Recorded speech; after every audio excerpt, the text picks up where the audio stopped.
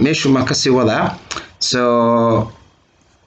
wuxuu leeyahay marka tibkan marka waxay tahay haddii marka anyone concerned marka mid kasto oo dan kale si gaar u daneynaya about the privacy-gooda kuwa daneynayaan oo si waxyaabahooda inay u qarsanadaan rabaan or want to hide pages they have visited okay ama raba inay qariyaan bogogii ay booqdeen oo internetka ahaa so maxay sameyn karaan can clear their internet cache-kooda way masixi karaan clear gareyn karaan so if you clear your internet browser cache frequently so haddii aad markasi oo isdaba joog aad delete gareynaysid so markasta tirtiro intaad ku jir lahayd option kalento ayaa jiro oo lagu sameeyay kaasoo ah you may also want to consider using incognito mode waxaa isticmaalaysa marka incognito mode bal idin tusiyo kaas okay markaan nimaadno Chrome-ka so waxaa sameynaysaa right click waa kana kan waa marka new incognito window so daaqadan hadda furna incognito midka ay ku qoran tahay wuxuu ikeena marka page-kan madow ayuu ikeenaya page-kan madow so wix kasto aan meeshan ku qoran ku booqdo ma soo saari doono marka ma yani history ma reebayo browsing history ma reebayo qofka iga dambe hadduu rabo inuu fiiriyo meesha aan galay meesha aan booqdo ma heli karo so marka waa kaasa sidoo kale wuxuu save gareynaynin cookies iyo site data hadhow page-kii wixii ma soo saarayo history-na ma laga raadin karo sidoo kale information entered in forms haddii aad form buuxisay ayadana ma soo saarayo ma save gareynayo password iyo wixii lamid ah iyo magac iyo number iyo address wixii aad gelisay ma save gareynayo so laakiin dhinaca kaleento your activity may still be visible to waxaa xogtaada heli kara wixii meesha ka qabatay ka sameysay website that you visit website-ka aad booqatay wuu heli karaa meesha ka soo booqatay iyo cidda soo booq wixii wuu heli karaa sidoo kale your employer or school maamulahaaga ama ninka shaqada ku siiyo iyo iskuulka ama jaamacadda waxay rabta ha ahaato ayagana way ogaan karaan meesha aad booqatay sidoo kale your internet service provider qolada internetka aad ka haysatid internet service provider-ka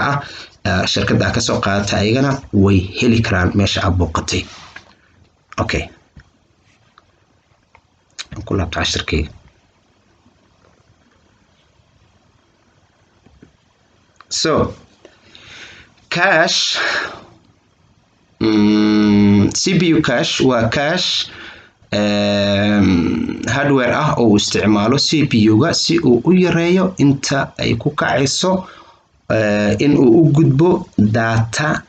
uu ka soo qaadanayo memory-ga weyn yani memory-ga weyn waqtigii meesha uu gudbi lahaa soo meel dhow ay u taala marka oo cache-ka ah so CPU meel dhow wax ka soo qaadana waa inta data aan sharxay oo aan si Soomaali u qoro kooban si kale waa inuu CPU-ga uu soo dhaweysto meel dhexe oo dhowna uu soo dhigto waxa uu uga baahan yahay memory-ga weyn the main memory so waa temporary storage waa meel wax lagu keydiyo oo ku meel gaar ah uu CPU-gu isticmaalo cache waa memory yar oo dhaqso badan kuna yaala meel u dhow processor core kaas oo keediya datada la soo koobiyay ama laga soo guriyay memory-ga weyn sida joogtada ah loo isticmaalo this in English marka CPU cache is a hardware cache used by the central processing unit of the computer to reduce the average cost to access data from the main memory. A cache is a smaller and faster memory located closer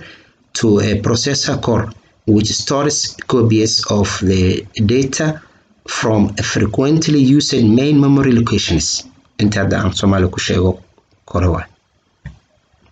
So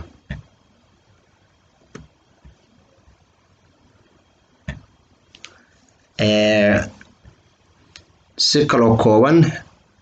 cache waa temporary storage used by the CPU isticmaalo uses SD-RAM isticmaala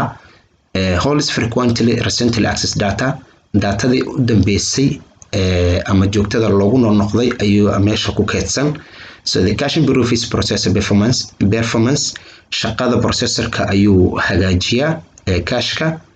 so reduces wuxuu hoos u dhigaa the average time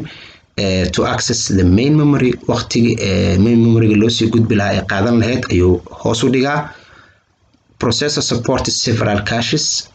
hal CPU processor wuxuu taageeri karaa oo yeelan karaa dhowr cache sida level 1 L1 level 1 laga soo gaabiyay holds most frequently used instructions waa midka ugu sokeeyo ugu horeeyo oo u soo dhow oo soo xiga dhinaca CPU-ga so marka wuxuu hayaa amarada ama instructions yani tawjiihaadka ama amarada waxyaabaha in la suubiyo ay tahay kuwa ugu noqnoqshada ba loogu badan yahay so smallest and fastest to access waa midka ugu yar uguna surcada badan in loo talaabo oo loo gudbo dhinaciisa level 2 cache wuxuu hayaa asigana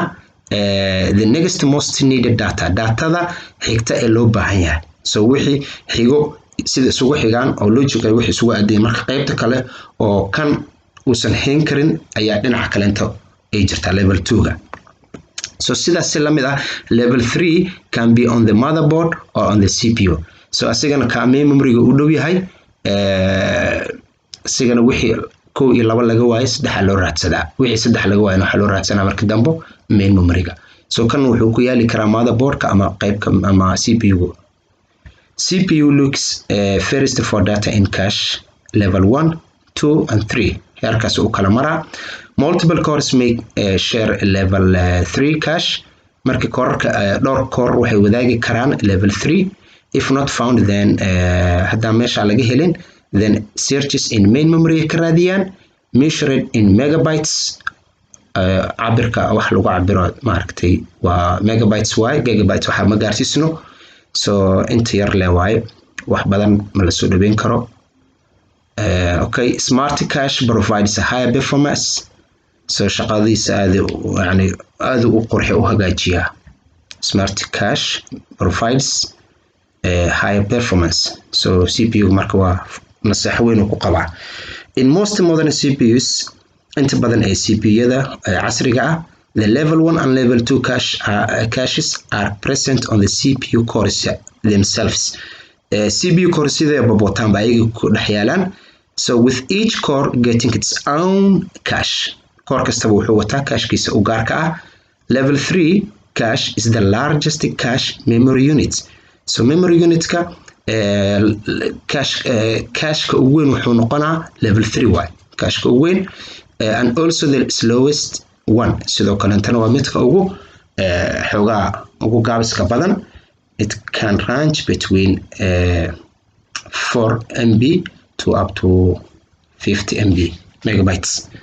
okay balahan waxay gaari kartaa intaas 4 ilaa iyo 50 MB so sabir aan fiirina meeshan core 1 iyo core 2 so processorka multiple cores oo wadan kara dhahnay halka core-na hal CPU u dhigma ama processorka mid kale ku dhex yaalo waaye so kan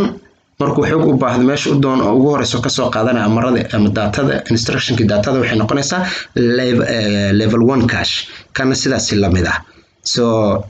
markii inta ay ka waayaan mid kastaba level koowaad uu ka waayo waxay u doonanayaan level 2 marka in this case shared waa marka level 2ga way wadaagayaan sidaas la mid ah wixii inta laga sii waayo level 2 laga waayo level 3 laga raadina asigana waa shared waa waan aragnaa so main memory-ga ayaa loo sii gudbaa marka wixii xaggan laga sii waayo so waka intaas ay noo joogaysaa aadan idin salaama insha Allah taala ka faa'iideysi wacan kulay waan aragnaa cashirka waa si dheer oo tafaftiran oo deep and details aan u galayo xoogaa inaan soo koobano way si fiicnaa lahayd wayna fiican tahay laakiin sidaan naftirkeeda faa'iido wadataa subag weel ku daatasan oo xumaado